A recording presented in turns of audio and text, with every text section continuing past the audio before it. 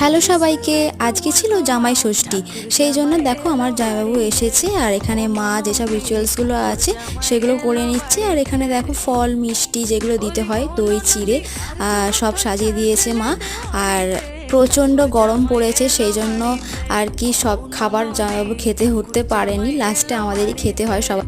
আর দিদি একটা সুন্দর কেক বানিয়ে নিয়ে এসেছিলো, জামাই ষষ্ঠীর স্পেশাল কেক।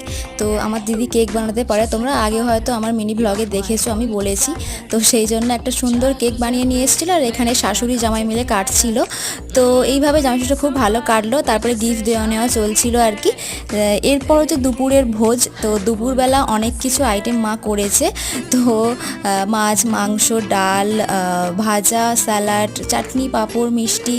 তো এই ছিল আজকের জামাই ষষ্ঠীর মিনি ব্লগ। তো কেমন লাগলো তোমরা জানাবে সবাই।